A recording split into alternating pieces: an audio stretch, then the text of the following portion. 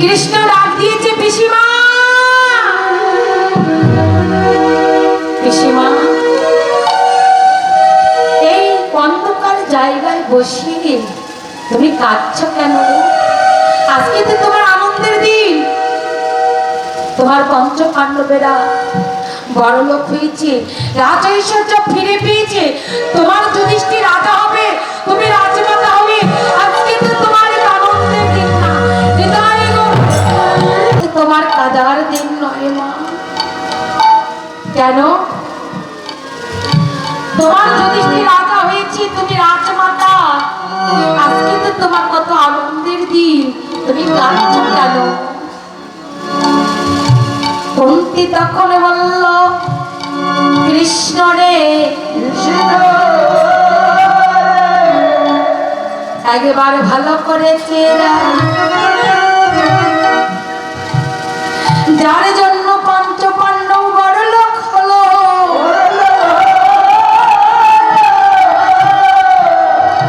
ঐশ্বর্য ফিরে পেল,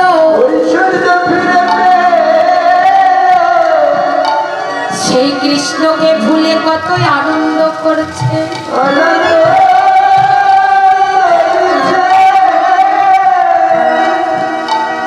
ও কৃষ্ণ, যার জন্য আমার পঞ্চ পাণ্ডব বড়লোক হলো, রাজ ঐশ্বর্য ফিরে পেল, তাকে ভুলে দেখ আমার পঞ্চ পাণ্ডব কত আনন্দ। কৃষ্ণ তখন বলছে, পিসি ও পিসি, আমি তো চলে যাব দ্বারকায়, তো অন্তত তুমি আমার কাছ থেকে কিছু চেয়ে নাও। আমি তো চলে যাব, তুমি অন্তত আমার কাছ থেকে কিছু চেয়ে নাও। কুন্তি বলল তখন কৃষ্ণ রে, তোর কাছে আমি যা চাইব তুই তাই দিবি, একবার আমার মাথায় হাত দিয়ে প্রতিজ্ঞা কর। কৃষ্ণ, তোর কাছে আমি যা চাইবো তাই দিবি, আমার মাথায় একবার হাত দিয়ে তোকে প্রতিজ্ঞা করতে হবে। তখন কৃষ্ণ বলল, পিসিমা এই জগতে যে যায় আমার কাছে চায়, তাকে তো আমি কোনোদিন ফিরে দেই না, একবার অন্তত তুমি আমার কাছে কিছু চেয়ে নাও। কুন্তি তখন দুটি নয়ন জলে মুখ ভাসায় কেঁদে কেঁদে বলল, কৃষ্ণ রে